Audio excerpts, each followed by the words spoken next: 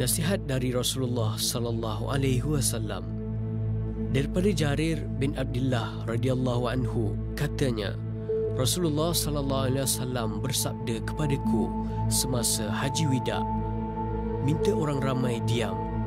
Kemudian baginda bersabda, janganlah kamu sekalian menjadi kafir selepas peninggalanku nanti, dan janganlah kamu sekalian bermusuhan sesama kaum muslimin. Hadis riwayat Al-Bukhari dan Muslim.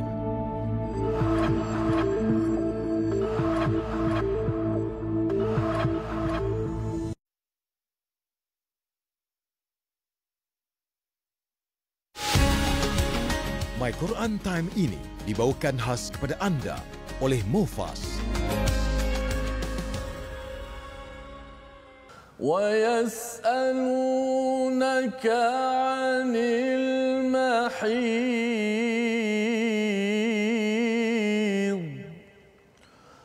قُلْ هُوَ أَذًى فَاعْتَزِلُوا النِّسَاءَ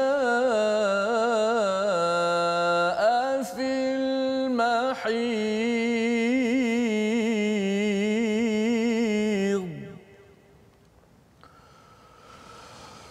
ولا تقربوهن حتى يطهرن فإذا تطهرن فأتوهن من حيث أمركم الله إن الله يحب التوابين ويحب المتطهرين. Assalamualaikum warahmatullahi wabarakatuh. Alhamdulillah wassalatu wassalamu ala Rasulillah wa ala alihi wa man walah. Asyhadu la ilaha illallah, asyhadu anna Muhammadan abduhu wa rasuluh. Allahumma salli ala sayidina Muhammad wa ala alihi wa sahbihi ajma'in. Amma ba'du. Apa khabar tuan-tuan dan puan-puan dimati Allah sekalian? Alhamdulillah kita bertemu pada hari ini. Kita memulakan pelajaran kita ingin mendalami kepada nur cahaya daripada halaman yang ke-35, dan pada hari ini bersama dengan Ustaz Ahmad Tirmizi Ali. Apa khabar Ustaz? Baik, alhamdulillah Ustaz. Kita bertukar tempat Ustaz hari ini. Ya, masya-Allah. Tajuk mungkin hari ini agak tajuk ni sensitif sikit Ustaz ya. Dia ada kaitan dengan, ada kaitan ke tak ada kaitan dengan warna merah saya tak tahu. Okey. Tetapi yang pastinya bersama dengan tuan-tuan saya ucapkan terima kasih kepada semua yang masih lagi istiqamah untuk kita mendalami kepada intipati daripada Al-Quran sebagai sumber hidayah dan berhujung minggu bersama Al-Quran sebagai satu manifestasi kesyukuran kita kepada Allah Subhanahu taala bersama keluarga. Mungkin ada yang pun sudah bertugas bertugas di kawasan pantai timur, di utara ataupun di selatan. Kita doakan agar terus tuan-tuan istiqamah, dilimpahi dengan kebaikan daripada Allah Subhanahu wa taala. Sebelum kita meneruskan, saya menjemput pada tuan-tuan yang berada di rumah, di pejabat untuk kongsikan, share di Facebook bagi yang menggunakan Facebook, dan yang berada di depan talian ataupun berada di depan kaca TV, boleh maklumkan pada anak-anak call sekarang. Ini topik penting pada hari ini. Ada banyak perkara penting yang berada pada halaman yang ke-35. Kita mulakan dahulu perkongsian kita pada hari ini, pembelajaran kita dengan Ummul Quran Al-Fatihah bersama dengan Ustaz Ahmad Tirmizi. A'udzu billahi minasy syaithanir rajim. Bismillahirrahmanirrahim. Alhamdulillahi rabbil alamin. Ar-Rahmanir Rahim. Maliki yaumiddin.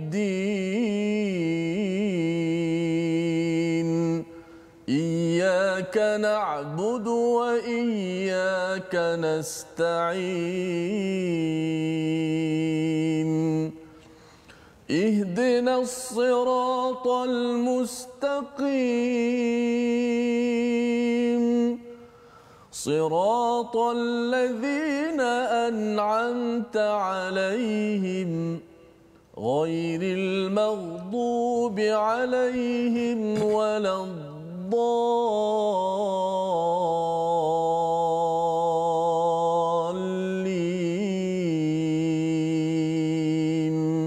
آمين.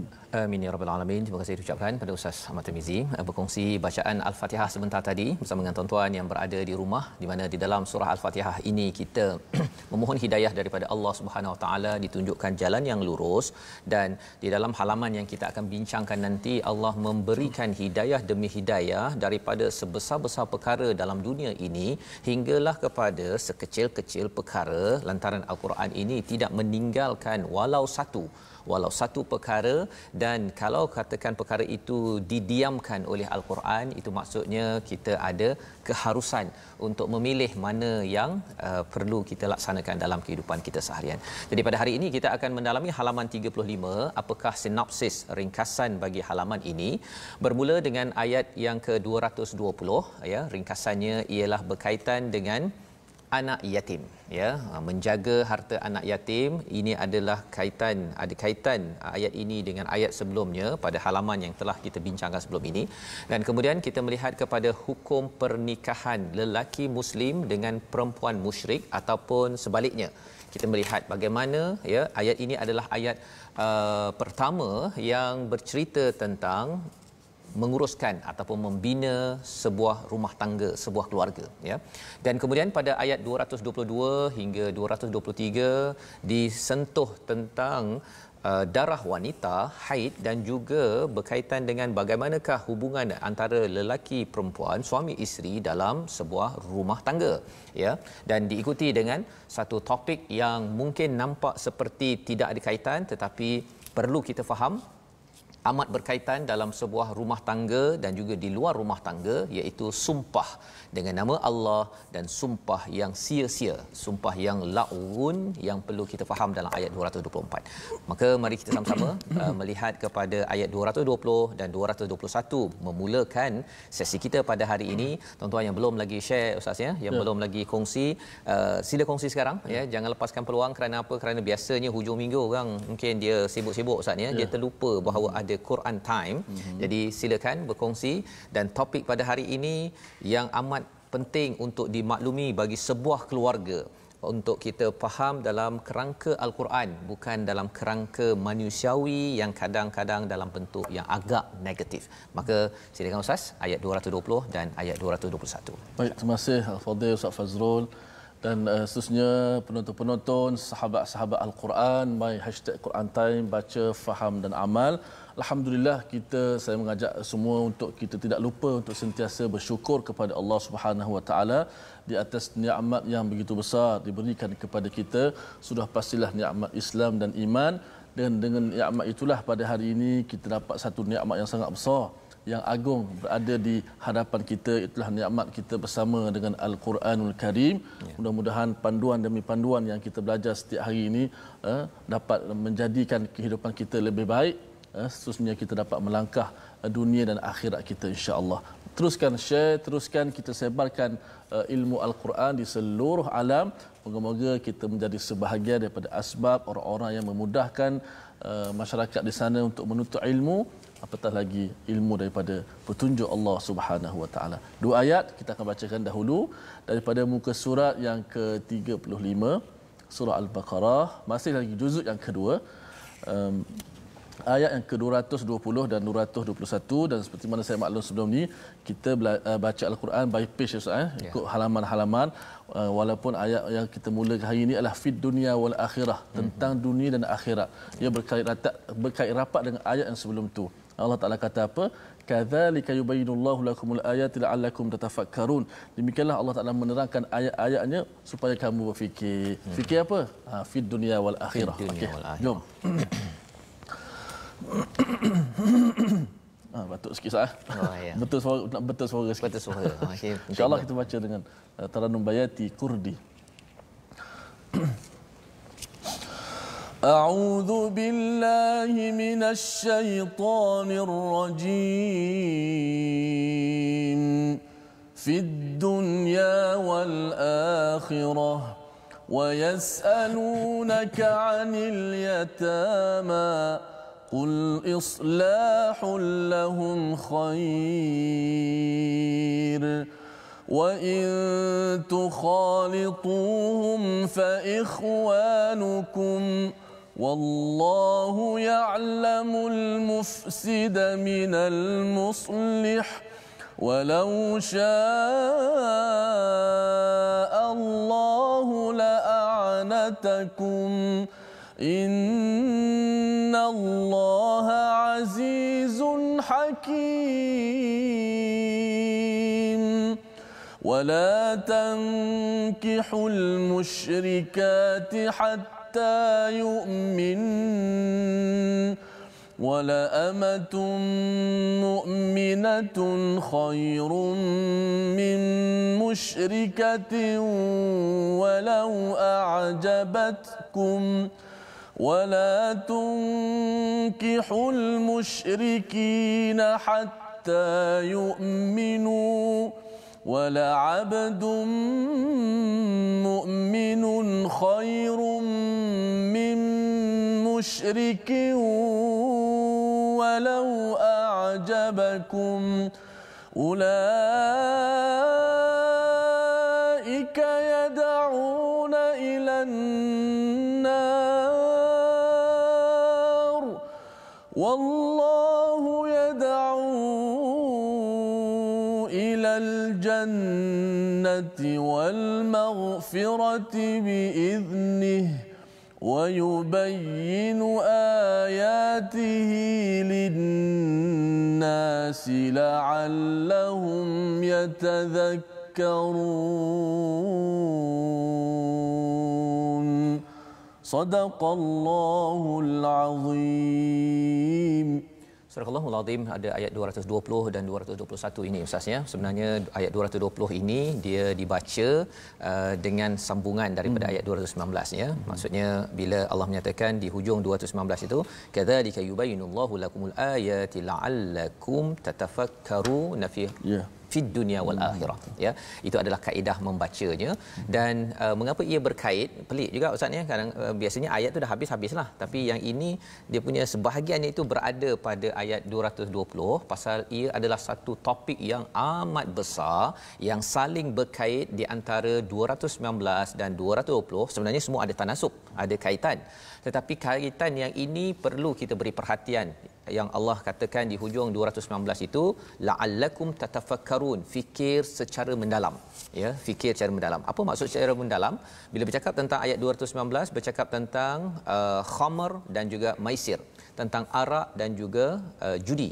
Pasal apa? Orang yang mengambil arak, bisnes judi, ambil judi, orang ini amat mementingkan diri. Dan apakah ubatnya? Infak. Bila seseorang itu selalu beri dan beri bukan sekadar untuk diri sendiri, bukan kerana nak kaya cepat, bukan kerana nak terhibur cepat dengan arak, tetapi dia ingin terhibur ketika membantu kepada siapa?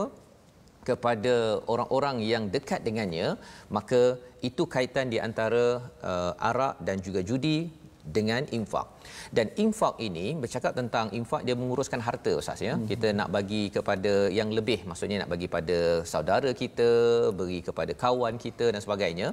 Maka bila kita melihat perkara ini, infak ini adalah urusan di dunia. Pengurusan harta di dunia ini kita kena rancang Ustaz kan. Maksudnya setiap orang maksudnya dia buat simpanan.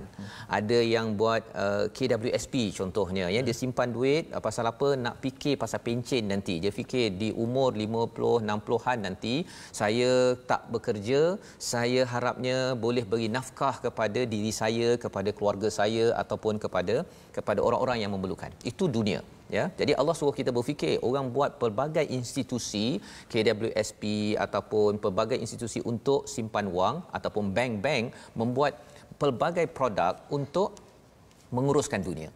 Tetapi lebih daripada itu, Allah kata bukan sekadar fikir fid dunya tetapi wal akhirah. Maksudnya ialah apa?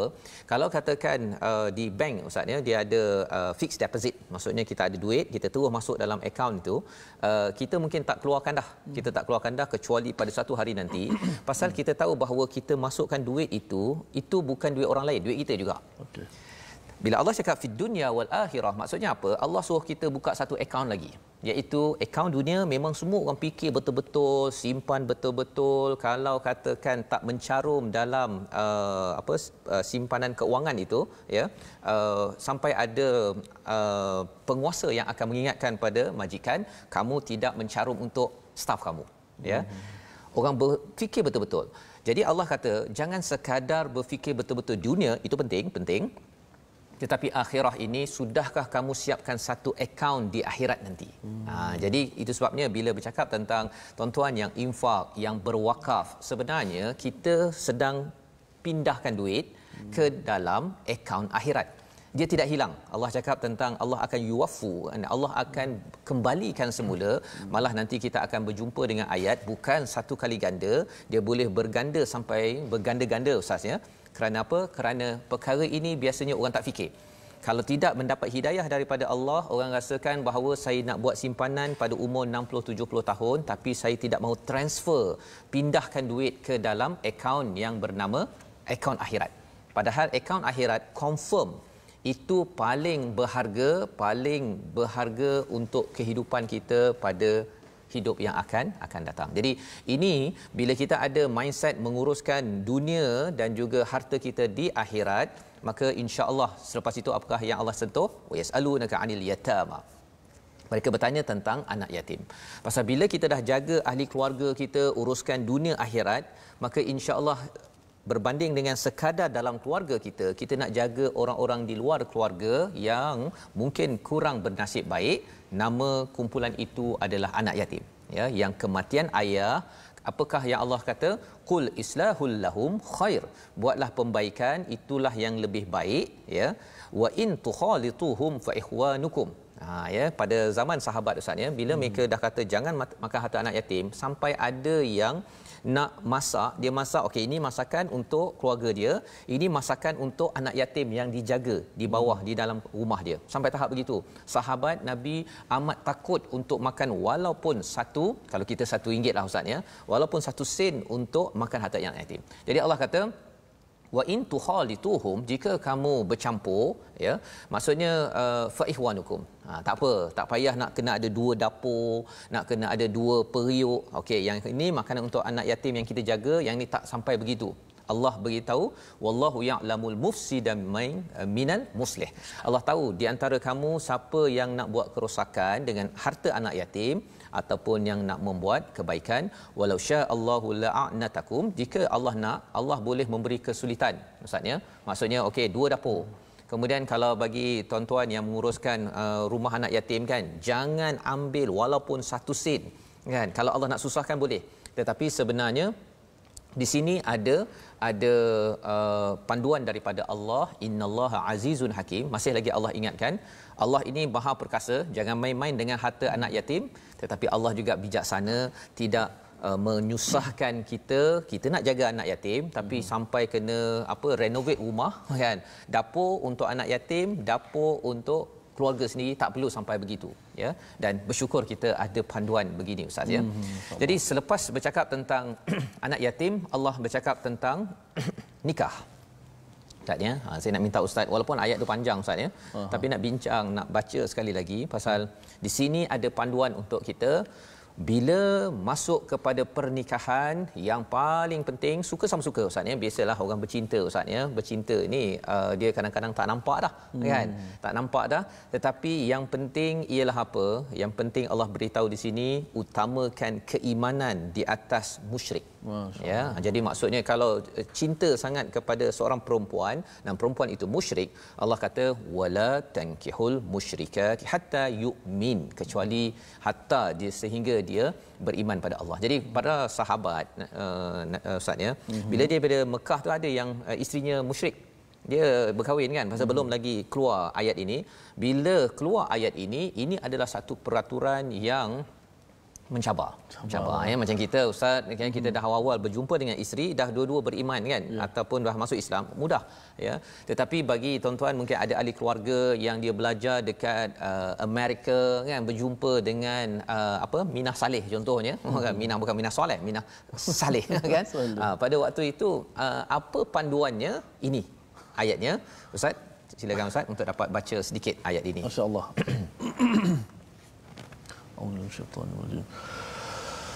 ولا تنكحوا المشركات حتى يؤمن ولا أمة مؤمنة خير من مشركة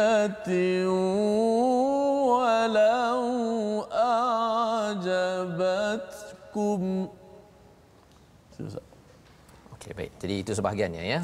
Sebahagian saja nak memberi highlight kepada bahawa sebenarnya pilihan kita adalah kepada orang yang beriman ya. Bagi kita yang beragama Islam ni mudah membuat pilihan itu, tetapi mungkin anak kita nanti manalah tahu ustaz kan. Kita tak tahu anak kita dia pergi ke Jordan ke kan. Ingatkan kat Jordan tu jumpa semuanya Arab tu Islam kan. Rupanya ada pula yang bukan Islam. Yang bukan Islam kan. Jadi di situ panduan untuk si anak, untuk si ayah untuk memahami tentang perkara ini. Allah menyatakan wala tunkihul musyrikin hatta yu'minu ya, wala abdun mu'minun khairun min musyrikin walau a'jabakum ya. Hamba yang beriman itu lebih baik daripada musyrik, walaupun yang musyrik itu ya, yang tidak beriman itu mengagumi ya, menarik perhatian. Ulaika yad'una ilan nar ya, kerana apa? Mereka itu mengajak ke arah neraka dan Allah mengajak kepada syurga dan maghfirah daripada Allah Subhanahu Wa Taala ya, maksudnya dengan izin Allah. Di sini Allah mengingatkan sekali lagi berkali-kali ni ustaz ya, tadi kata jangan kahwin ya, lepas tu Allah cakap mereka ni mengajak kepada neraka dan Allah mengajak kepada syurga dan keampunan. Ya, mengapa perlu diingatkan berkali-kali ini? Pasal orang bercinta ustaz ya, dia dah tak kira dah kan, kata jangan halang ya. Dia istilah apa? Lautan akan kurunangi kan. Kemudian apa lagi? Gunung akan kudaki, lebih kurang gitulah kan. Cinta itu buta lah. Cinta itu buta. Dia saya nampak ada sesuatu dekat atas meja tu. Yang ini ustaz ya. Itu ada kaitan lah tu. Ada kaitan lah? Ada kaitan ya. Okay. Pasal kalau kita tengok kat sini wala tankihul musyrikat, jangan menikahi kepada musyrikat. Ini cakap pada si lelaki yang nak berkahwin dengan si perempuan. Tetapi kalau kita lihat kepada wala tunkihul musyrikin, maksudnya apa? Dan janganlah kamu menikahkan. Jadi sebenarnya Allah tengah bercakap dengan siapa? Allah tak cakap dengan si perempuan yang musyrikin itu. Allah bercakap kepada perempuan mukmin. Allah sedang bercakap dengan ayah perempuan mukmin. Jadi dalam tradisi sebahagian kaum di mana mereka bakal mak mertua ya, dia akan datang ke rumah si bakal isteri anak ni tadi tu kan. Dia datang, kemudian dia akan tengok macam manalah bakal menantu aku ni. Salah satu cara dia, kalau dalam filem P. Ramlee tu kan ada yang kena masuk kacang, masuk beras apa sebagainya tu, nak kena okey, nak cari siapa perempuan tu, siapa kan. Itu cara satu kan. Ataupun ada yang dia bila tengok, dia tengok dulu anak perempuan yang nak berkahwin dengan anak lelaki je ni. Dia macam mana cara dia bawa tu. Kemudian cara dia hidangnya, cara dia bagi assalamualaikum makcik kan begitu kan. Segala-galanya dia perhatikan. Padahal adakah itu segala-galanya? Sebenarnya kalau kita lihat dalam ayat ini, yang diberi penekanan adalah si lelaki yang nak berkahwin dengan bakal bapa mertua. Si anak lelaki yang nak kahwin tu dengan bakal bapa mertua itu perlu diuruskan dengan baik. Maksudnya apa? Mesti si bakal suami ini tadi dia perlu bercakap, berinteraksi, itulah penilaian yang perlu diberi perhatian. Yang bakal bapa mertua tu kenalah tanya pada anak perempuannya. Itu satu lagi poin. Maksudnya ayah dan anak perempuan perlu rapat dan cakap pasal kahwin ini bukanlah perkara sensitif di antara seorang anak perempuan dengan ayahnya. Kadang-kadang anak perempuan kena cakap dengan mak kan. Mak, sebenarnya Minah nak berkahwin mak kan. Okey, dia pergilah cakap pada ayah kamu kan, contohnya tak berani mak kan. Bila itu berlaku, ia menghalang daripada si ayah itu, bapa mertua lah ya, kepada si untuk bercakap baik-baik. Dan kalau katakan si suami, bakal suami ini tidak bercakap dengan bakal bapa mertua, kesannya ialah apa? Kesannya kadang-kadang dia tak cakap dengan bapa mertua, dia cakap dengan bakal isteri dia. Yang itu menyebabkan dia punya SMS, WhatsApp ke ataupun apa-apa sahaja dialog itu antara bakal suami dengan bakal isteri terlampau sangat. Padahal sebenarnya waktu ini dua-dua dah tak betul dah sangat dah. Kan, bila bercinta, bila tengok waktu tu WhatsApp itu 3 perkataan itu macam nilai dia berjuta-juta ringgit. Pasal apa? Dikelabui oleh perasaan. Tetapi bila ada ayah, bila ada ayah yang berkomunikasi, ini bagi yang nak ikut kepada secara objektif dalam Al-Quran ini, maka si lelaki itu dengan machonya, okey, dia akan bercakap dengan bakal bapa mertuanya, pak cik, saya sebenarnya, dia bercakap begitu, ya. Dan ini yang diberi highlight di dalam Al-Quran agar apa? Agar proses pernikahan itu bukan dicampur-campur adukkan, sehingga kan ia tidak menjemput kepada syurga dan tidak menjemput kepada keampunan daripada Allah Subhanahu Wa Taala. Dan ini Allah hujungkan dengan apa? Yubayyinu ayatihi linnasi la'allahum yatazakkarun. Ayat ini banyak sangat pelajaran, tapi poinnya bukan sekadar tengok cara angkat, ya. Dahlah anak tu first time pula tu bergelabah pula, dia kata ini tak sesuai jadi isteri kamu. Baru kenal 1 hari mak mertua dah menilai, padahal si ayah itu lebih tahu lagi apa yang berlaku, Ustaz, ya. Dan ini membawa kita kepada perkataan pilihan kita pada hari ini. Mari sama-sama kita perhatikan, iaitu perkataan kita salaha, ya. Salaha yang kita berjumpa pada ayat 220, ya, apabila seseorang itu islah, membaiki di dalam hubungan dengan anak yatim, sebenarnya itu akan memberi kesan yang besar. Beri kesan besar hubungan kita dalam rumah nanti, Ustaz. Dia kembali balik kan tadi, infak dan anak yatim ini dia ada kaitan. Dan bila kita masuk dalam pernikahan, bila ada soleh, bila ada islah berlaku, maka insya-Allah, ya, bila katakan ada konflik, Ustaz, ya, bila ada konflik ke apa sebagainya, si anak lelaki yang si suami tadi tu, dia boleh berbincang dengan wali ataupun si bakal dengan bapa mertua. Itu cara yang paling bagus dalam islah sebuah keluarga ketika ada konflik. Tetapi kalau katakan proses pernikahan itu kacau bilau, ya, si lelaki dengan perempuan ni cakap, dating apa sebagainya tak habis-habis, kemungkinan bila ada konflik, mereka tak boleh bercakap lagi dah, wali pun tidak tahu isu, maka hancur sebuah keluarga. Dan apakah lagi formula untuk kebahagiaan ini? Memahami jiwa seorang wanita yang dibawakan oleh Al-Quran. Kita berehat sebentar, kita dalami sebentar lagi My Quran Time, baca faham Quran, insya-Allah.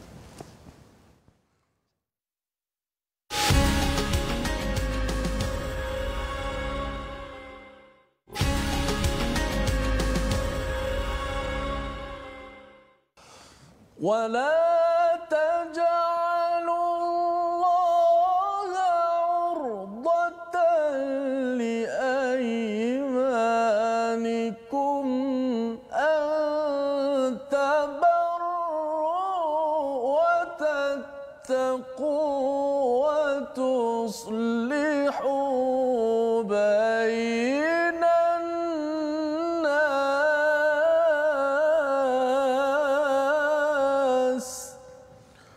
والله سميع عليم.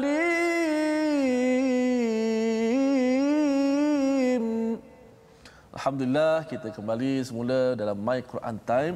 Alhamdulillah, kita telah menjelaskan bagaimana satu persatu daripada Ustaz Fazrul, panduan-panduan bagaimana kita nak hidup di atas dunia ini. Kita perlu jaga akaun kita di dunia, tapi akaun kita yang sebenar, kita nak kaya akaun kita di hari akhirat. Bukan sekadar simpanan kat dunia, simpanan akhirat itulah yang menentukan kita.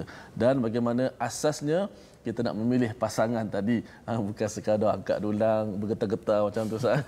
Tapi pilih-pilih beras apa semua. Sebagaimana yang Nabi sebut, agama, akhlak dan sebagainya. Alhamdulillah. Baik, kita nak share berkenaan dengan, kita nak ajak semua rakan-rakan sahabat-sahabat Al-Quran untuk bersama di platform rasmi kita. Kita ada akaun Facebook Sahabah Al-Quran my #Quran Time dan juga my #Quran Time. Khususnya kita ada YouTube my #Quran Time Official dan Instagram my Quran Time Official. Jom sama-sama kita bertemu di sana insya-Allah. Baik, kita nak beralih untuk slot tajwid. Pada hari ini kita nak membicarakan tentang fadilat dan juga kelebihan-kelebihan bagi orang-orang yang sentiasa membaca, mengamal akan Al-Quranul Karim. Iaitu hari ini yang kelima, fadilat dan kelebihan membaca Al-Quran ialah tingkatan ataupun martabat syurga. Dan yang keenam, anugerah daripada Allah Subhanahu Wa Taala. Sebagaimana yang kita pernah kongsikan hadis-hadis Nabi sallallahu alaihi wasallam, orang yang baca Quran tingkatan martabat yang hebat. Pertama sekali baca Al-Quran, Nabi kata bukan alif lam mim tu satu huruf, tetapi alif satu huruf, lam satu huruf, mim satu huruf, digandakan setiap huruf tu dengan 10 pahala.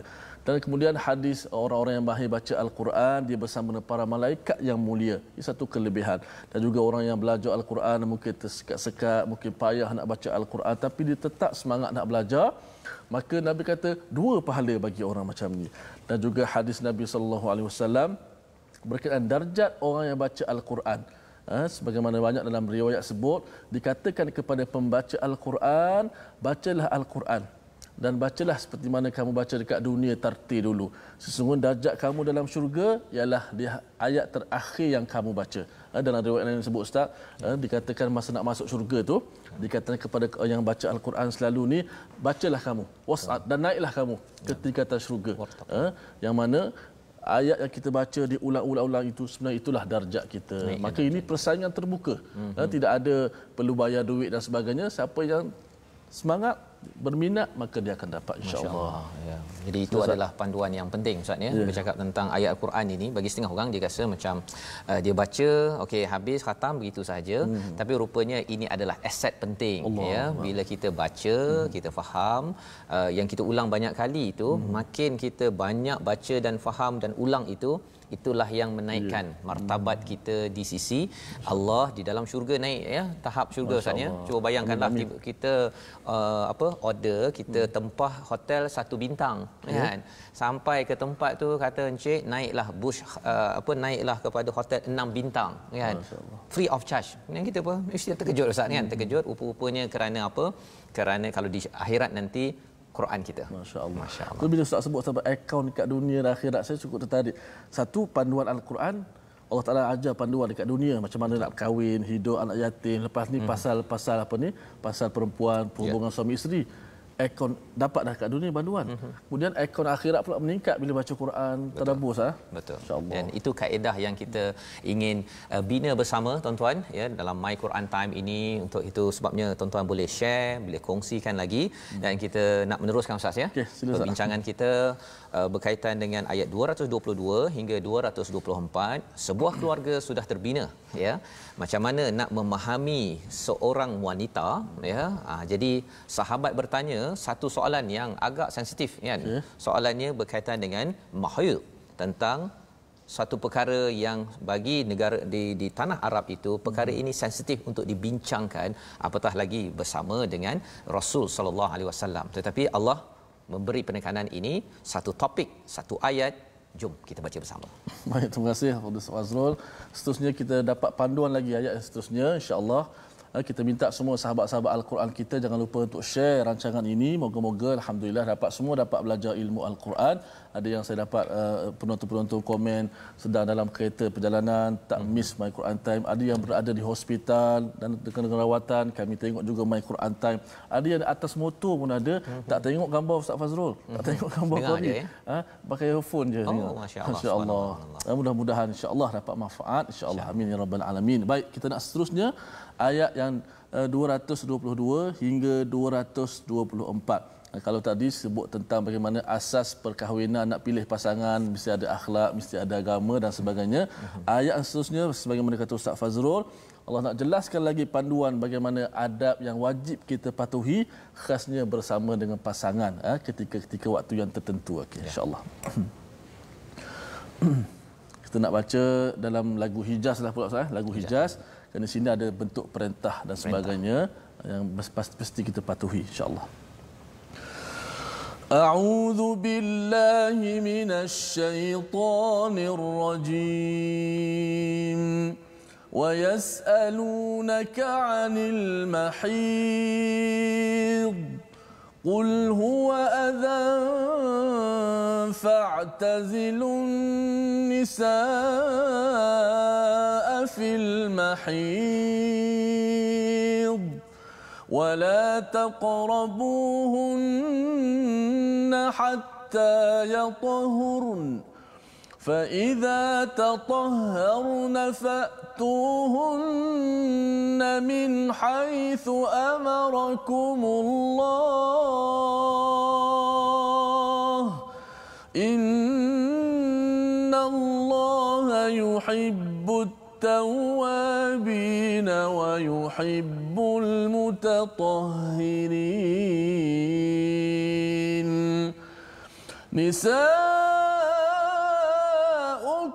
حرث لكم فأتوا حرثكم أنى شئتم وقدموا لأنفسكم واتقوا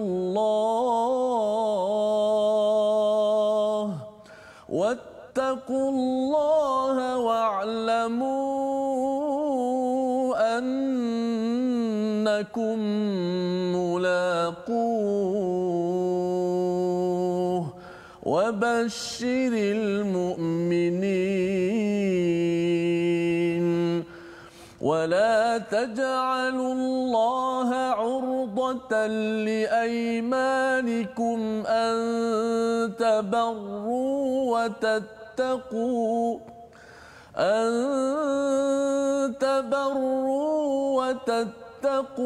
وتصلحوا بين الناس والله سميع عليم. Sadaqallahul azim. Sadaqallahul azim. Jadi ini adalah daripada ayat 222 Ustaz ya. Mereka bertanya tentang mahid, tentang darah wanita haid. Katakanlah itu adalah sesuatu yang adha ya. Perkataan yang digunakan di sini adha kalau diterjemahkan sebagai kotor, tapi ia sebenarnya lebih daripada itu. Lantaran kalau kita tengok dalam surah Saf, bila Nabi Musa menyatakan wa idqala Musa liqaumihi ya qaumi lima tu'dhunani wa qad ta'lamuna anni rasulullah. Ya, Nabi Musa berkata kepada Bani Israel itu, mengapa kamu sakiti? Perkataan adha itu maksudnya adalah suatu yang sukar ataupun sakit. Ya, jadi Allah boleh terangkan dalam pelbagai bentuk, tapi Allah nak memaklumkan kepada suami bahawa sebenarnya secara fizikal seorang wanita sakit ketika menghadapi haid, ya, darah wanita bulanan tersebut. Dan yang keduanya dari segi psikologinya juga dia sakit pada waktu itu. Ini adalah cara Allah mendidik bagi suami-suami agar memahami psikologi seorang wanita. Dan apa yang perlu dibuat pada waktu ini, fa'tazilun nisaa fil mahid, jauhi wanita ketika haid tersebut. Dan istilah ini, fa'tazilu ini, ada sebahagian yang kata bahawa kalau macam ini saya makan pun terasing daripada isteri yang haid contohnya. Ataupun ada yang kata kalau masak pun, kalau masak ketika haid itu tidak berkat. Itu semua adalah kefahaman-kefahaman yang salah, dan kefahaman ini datang daripada mana? Daripada tradisi Yahudi, Ustaz. Dia orang pulau. Dia orang pulau kan. Dia asingkan. Siap ada bilik khas untuk si perempuan ketika haid tu, dia asingkan. Ada sebahagian tu dia keluarkan daripada rumah. Ya. Pasal apa? Pasal bagi mereka ialah perempuan yang berada dalam haid ini adalah najis. Tetapi dalam Al-Quran Allah tak cakap najis. Allah cakap adha, ya. Perkataan adha ini adalah satu perkataan yang melambangkan Allah memahami wanita. Dan kalau kita sebagai suami beriman kepada Allah, kita memahami sakit dari segi fizikal, ya. Saya tak pernahlah rasa sakit itu, Ustaz, ya. Itu kena tanyalah pada orang perempuan. Tetapi dari segi psikologinya, sehingga Allah memberi rukhsah. tak solat, tak puasa Ustaz ya. Pasal apa? Pasal Allah memahami, dan bagi wanita ya, kita melihat bahawa betapa sayangnya Allah. Ya, Allah memahami perkara ini, dan fa'tazilun nisa, kalau di dalam tafsir Ibnu Katsir dinyatakan bahawa apa yang tidak dibenarkan hanyalah hubungan antara suami isteri sahaja ya, tetapi selain daripada itu nak apa-apa sahaja sebagai suami isteri, makan, minum, berjalan, apa sebagainya, sehingga kan Aisyah pernah menggigit, Sayyidina Aisyah dalam satu hadis, menggigit daging sedang aku dalam haid, kemudian aku berikan daging itu kepada Nabi Muhammad sallallahu alaihi wasallam, maka baginda menggigit daging itu pada bahagian yang telah aku gigit. Kalau dalam tradisi Yahudi Ustaz ya, tak adanya dia pergi buang daging itu kot kan. Ataupun kata Saidina Aisyah, aku pernah minum lalu aku berikan minuman itu pada baginda, maka baginda minum pada tempat bekas aku minum. Ya, sebabnya kalau ada juga kita melihat dalam suasana semasa Ustaz ya, ada yang kata kami nak menghasilkan makanan yang halal dan thayyibah, dia kata kalau pekerja dia ada haid, dia kata jangan bekerja. Sebenarnya kefahaman itu dia ada sikit-sikit mirip kepada tradisi Yahudi yang kita tidak mengambil itu sebagai panduan kita. Maka Allah cakap wala taqrabuhunna hatta yathurn, ya, jangan dekati mereka, maksudnya yang tadi ya, hubungan suami isteri itu, kecuali hatta sehingga ia bersih. Maknanya jangan dekati itu dengan maksud tak boleh pergi dekat ke ataupun melakukan hubungan. Melakukan hubungan. Okay. Kalau nak bersentuh bersalam, faham, betul. Dia kata, tengok Quran kata jangan dekat. Halau betul. Terus ya halau Allah. Terus itu yang Yahudi. Tradisi bukan kita ya. Bukan, itu daripada tradisi Yahudi ya. Itu sebabnya kalau bersalam ke, berpeluk ke apa sebagainya tak ada masalah kan. Asalkan bercakap tentang hubungan intim antara suami dan isteri. Sebabnya tajuk ini adalah tajuk yang kita terbalik Ustaz ya, pasal bertukar tempat. Pasal apa? Pasal mungkin adik-adik yang dengar tak faham sangat, tak apa, tak faham ya, tapi bagi mak ayah ya, perlu menjiwai ataupun memahami perkara ini. Kena faham perkara ini, dan kena pada satu masa nanti perlu didik kepada anak, jangan ambil ini sebagai permainan. Ya, pasal Allah ambil serius perkara ini, bukan untuk dimain-mainkan. Allah menyatakan fa iza tatahharna fatuhunna min haitsu amarakumullah, kemudian dah suci boleh seperti biasa. Dan Allah menyatakan innallaha yuhibbut tawwabin wa yuhibbul mutatahhirin. Allah suka kepada orang yang bertaubat dan Allah suka pada orang yang bersih. Jadi kalau kita tengok ayat ini dua ini Ustaz ya, sebenarnya ada formula kebahagiaan dalam sebuah rumah tangga, iaitu satu, memahami psikologi wanita ya. Allah beritahu kepada lelaki pasal lelaki sebagai pemimpin, dan yang keduanya tadi bercakap tentang hubungan antara suami isteri ini penting. Ya, penting tapi mengikut peraturan, dan yang ketiga mesti ada taubat selalu. Ini bukan sekadar untuk perempuan saja, untuk lelaki dua-dua kena bertaubat dan jaga kebersihan. Ini mesej kepada adik-adik yang ada kat rumah, ketika pergi ke tandas itu jangan pergi buang air merata-rata, ataupun bila bercakap tentang pakaian ke apa sebagainya itu, kerana salah satu poin kebahagiaan sebuah rumah tangga adalah kebersihan luaran. Misalnya jaga kebersihan, lantaran apa? Kerana tempat yang kotor ni disukai oleh syaitan dan akhirnya mengganggu ibadah dan taubat dan hubungan suami isteri. Saya nak tanya satu Ustaz. Bila Ustaz sebut psikologi tadi, berkaitan perempuan yang ketika didatangi haid dan sebagainya, adakah dia mengganggu? Sebab saya dulu, rumah saya pernah share satu cerita. Seorang doktor di universiti, dia kata saya kalau rumah saya kalau period, saya akan gosok baju, saya akan hantar dia pergi kerja. Lalu pelajar bertanya balik, kenapa Prof buat macam tu? Ya, subhanallah. Kan? Kerana ketika didatangi haid, mungkin emosi dia tidak stabil, maka kita yang buat kerja itu. Mungkin Ustaz boleh bahas dari situ. Masya-Allah, itu satu penjelasan yang special tu Ustaz ya. Sebenarnya memang Al-Quran ini dia amat details ya. Perkataan adza sebentar tadi ya. Dan bila saya mengkaji ini pun saya pun baru ya Allah kan, banyak kot kesilapan yang saya buat. Pasal apa? Bila Allah cakap huwa adza, ini adalah satu kesakitan fizikal, emotional, intellectual pada waktu itu, mental. Dia boleh sampai seseorang itu mungkin mudah marah pada waktu itu ya, si wanita ketika haid tersebut, ataupun sebelum nak mencapai itu, istilahnya PMS, premenstrual syndrome istilahnya Ustaz ya.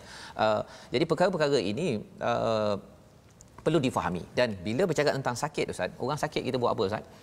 yang kita jaga elok-elok apa sebagainya kan. Yang kita doakan kalau macam cadangan daripada profesor tadi itu, iaitu gosok baju ke, beli hadiah ke, gembirakan itu terhimpun dalam perkataan adha sebentar. Ya. Jadi walaupun orang cakap terjemahannya mungkin kotoran saja. Tapi kalau orang cakap kotoran, rasa macam downgrade sangat seorang wanita ketika haid, tapi rupa-rupanya bagi seorang ayah, ya, bagi anak yang belum berkahwin, anaknya didatangi oleh darah wanita itu, ayah mak memahami tentang ayat ini, kita harapkan kita menguruskannya dengan cara yang terbaik. Ya, pasal berbeza lelaki dan perempuan. Lelaki dia tidak ada uzur, ustaz, ya. Kalau si lelaki pula ada uzur, mudi pula kan. Saya muka muncung pula. Kalau lelaki buat begitu, itu masalah sikit. Tapi kalau perempuan ada buat perkara tersebut, ya, kita kena memahami, dan ini mesej juga kepada siapa? Bos-bos yang ada. Di tempat kerja. Kadang-kadang dia rasakan lelaki perempuan kena sama saja, dan perempuan pun nak buktikan saya sama saja, padahal sebenarnya kita berbeza. Ustaz, ya. Baik. Dan seterusnya disambung dengan topik yang lebih kontroversi, ya, tetapi Allah beritahu pada ayat 223, iaitu apa? Isteri-isterimu adalah ladang bagimu, maka datangilah ladangmu itu bila-bila sahaja dengan cara yang kamu sukai. Ya. Jadi mungkin ustaz, perkara ini sensitif, ya, tetapi disebabkan Allah bawakan satu pelajaran sebelum ustaz kalau boleh ulang ayat ini. Sebelum saya nak baca, saya nak minta ustaz kupas sikit supaya saya nampak gambaran. Sebab ayat ni dia punya maksud dia mendalam, ustaz. Betul. Bila orang cakap tentang harthul lakum ini, ya, wanita sebagai ladang, orang akan menganggap kalau yang hanya fokus kepada yang bab tertentu sahaja, dia rasa wah ini macam terlampau ini sangat kan, istilah harsul lakum ni boleh datangi pada bila-bila, pada mana-mana saja. Dia ada satu konotasi seksual kan. Tetapi sebenarnya bila diletakkan istilah harth itu maksudnya ladang. Bila bercakap tentang ladang, ustaz, ya, orang-orang Arab ni bila dia sebagai di Madinah itu sebagai petani kan, yang menanam, mereka akan tengok apa? Mereka tahu bahawa dia ada prosedur, ada teknik, ya. Kemudian apa? Bila sudah menanam, dia kena jaga, tanggungjawab dia menjaga kepada tumbuhan benih yang dia dah tanam tadi itu, dia kena jaga elok-elok. Dia tahu kerjanya makin banyak, kena baja, kena airi, kena jaga elok-elok, barulah hasilnya nanti itu memberi manfaat pada siapa? Kepada dirinya dan juga kepada orang ramai. Ini kita cakap tentang satu ladang, ya. Jadi bila seorang wanita dikaitkan dengan ladang sebentar tadi, sebenarnya bagi seorang suami ialah bila sudah berinteraksi dengan si isterinya, dia bukan sekadar suka-suka tanam benih lepas tu tinggal. Ini yang pernah dibuat oleh orang-orang yang tak bertanggungjawab. Yang tanam benih tinggal. Tapi bila Allah cakap harsul lakum, wahai lelaki, itu mesejnya, kamu jangan jadi petani tak bertanggungjawab. Letak benih tinggal. Tapi kamu kena jaga elok-elok, bagi baja, bagi air, jaga si isteri itu, terutama bila dia mengandung, ya, pada waktu itu ekstra. Perlukan belayan, kasih sayang yang lebih, dan mesej ini yang dia ambil pada istilah harthul lakum, dan Allah menyatakan waqaddimu li anfusikum, dan laksanakan, siapkan untuk diri kamu. Pasal apa? Sebenarnya dia bermula dengan hubungan suami isteri, tapi sebenarnya itu adalah antara proses menyiapkan bekalan kita untuk diri kita ke mana? Sampai ke syurga, ustaz. Pasal apa? Pasal bila bercakap tentang wal tanzur ma qaddamat di dalam surah Al-Hasyr, ya, kamu hendaklah perhatikan apa yang kamu siapkan. Itu istilah waqaddimu, itu siapkan diri kamu. Bila jaga elok-elok si isteri, ada anak ini dijaga, itu tanda kamu adalah seorang petani yang wattaqullah wa'lamu annakum mulaqu. Kamu petani yang bertanggungjawab nak berjumpa Allah. Kita adalah suami yang bertanggungjawab untuk berjumpa Allah, bukan suka-suka sahaja. Sila, ustaz. Alhamdulillah. Ayat yang ke 223, ustaz. Kita ulang sekali lagi ayat 223. Setelah kefahaman kita jelas bagaimana ayat ini perlu dipercerahkan, sebab perkataan bahasa Arab kalau kita tengok dari sudut litera sahaja mungkin kita akan silap memahami Al-Quran. Saya sendiri tak faham adanya, yaqrabuhun, taqrabuhun, dan bahasa jangan kamu dekati. Rupanya ada sesuatu di situ yang perlu diperhalusi dan diperjelaskan supaya kita dapat faham Al-Quran dengan cara metod yang betul. Okey, 223 saya ulang ayat tersebut.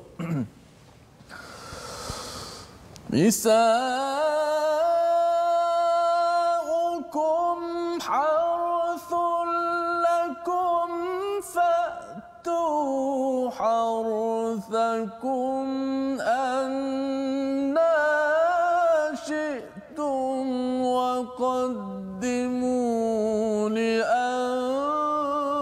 لأنفسكم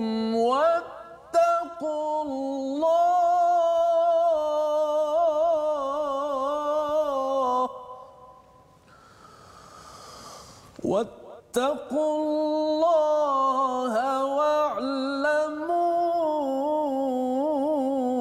أنكم ملاقوه وبشر المؤمنين.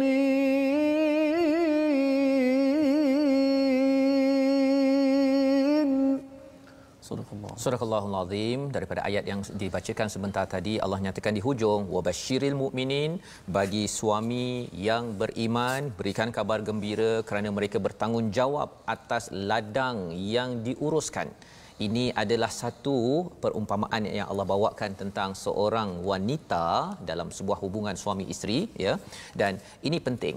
Ini penting lantaran apa? Lantaran ini menghasilkan membina suami-suami yang bertanggungjawab, ya, dan bukan sekadar suami ataupun lelaki yang menaburkan benih-benih, tetapi dia seperti dia ada satu ulama ni ustaz ya, dia bila katakan orang itu tak bertanggungjawab, ya, ikut cara yang halal pun tak bertanggungjawab, apatah lagi kalau ikut cara yang haram, menabur benih ini, khuatir jangan jadikan seperti apa, jangan jadi seperti tandas. Dia sampai tahap begitu sekali dia punya perumpamaan dia, nak menceritakan betapa kotornya, tetapi kalau diuruskan dengan iman yang Allah beritahu sebentar tadi, ini adalah satu usaha yang amat murni. Dan Allah cakap pada ayat 224, wala taj'alullahu urdatan liaymanikum. Apa kaitan pula jangan-jangan kamu jadikan sumpah, ya, Allah dan sumpah kamu sebagai penghalang dalam berbuat kebaikan? Apa kaitan dengan ayat sebentar tadi ustaz, ya? Rupa-rupanya apa? Dia biasanya bila dah ada hubungan suami isteri dah okey, tapi lepas habis, ya, kadang-kadang ada orang yang dia mungkinlah dengan suami isteri tu dia ada berkonflik, ya, berkonflik, dia bergaduh, dan kadang-kadang dia kata pada si isterinya ataupun dalam hatinya, selepas ini kan aku sumpah aku tak nak, wallahi, kalau di negara Arab tu guna perkataan wallahi, ya, tak nak buat kebaikan kepada si isterinya. Padahal sebenarnya Allah cakap jangan jadikan sumpah itu menghalang daripada berbuat kebaikan dan juga takwa dan kebaikan sesama manusia.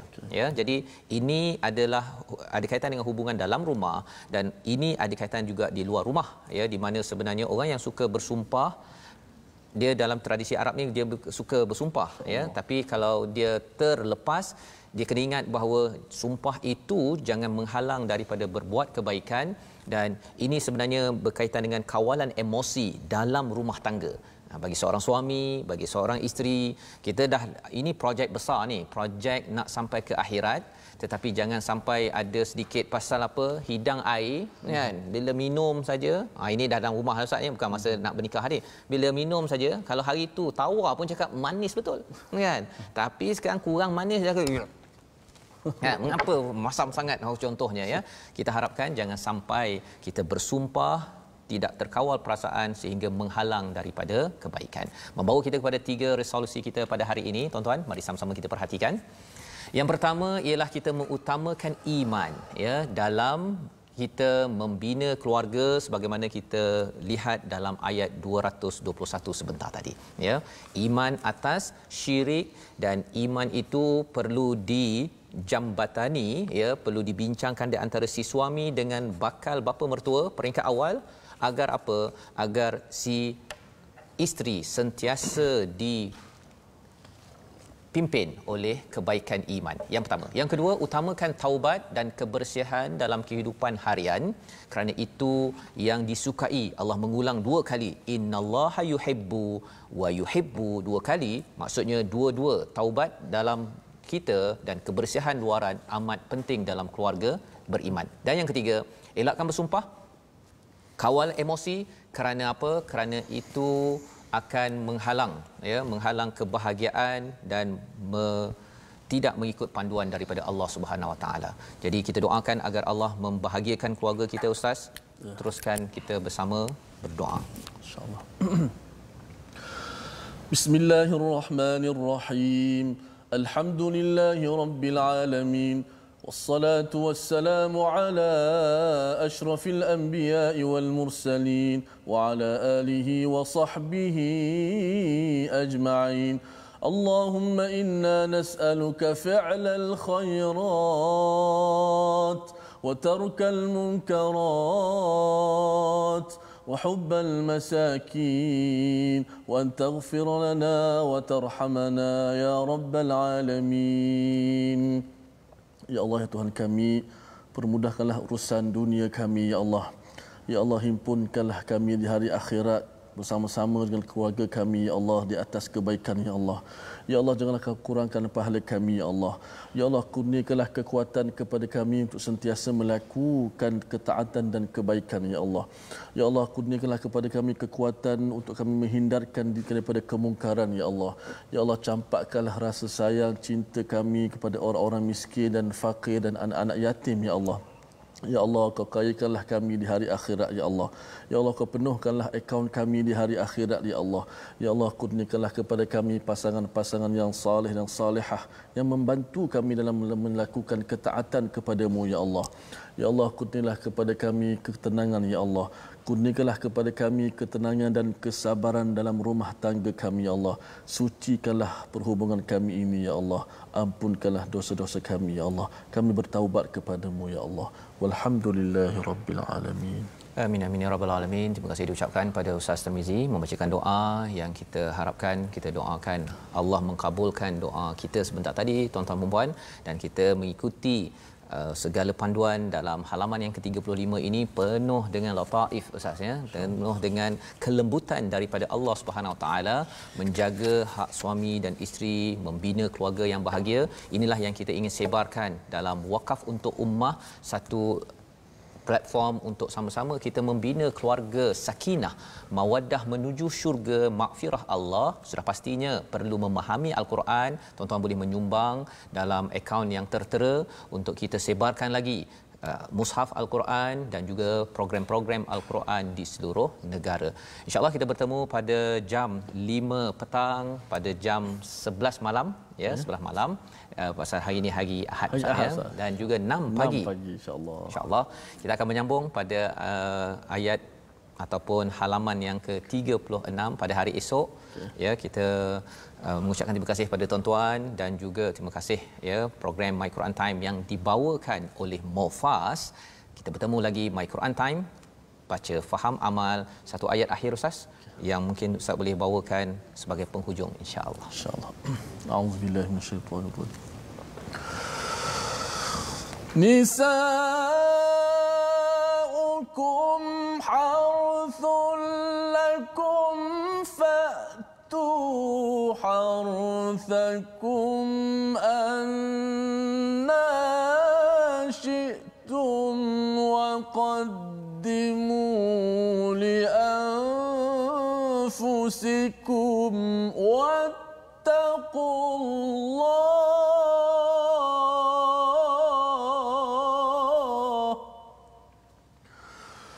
واتقوا الله واعلموا أنكم ملاقوه وبشر المؤمنين.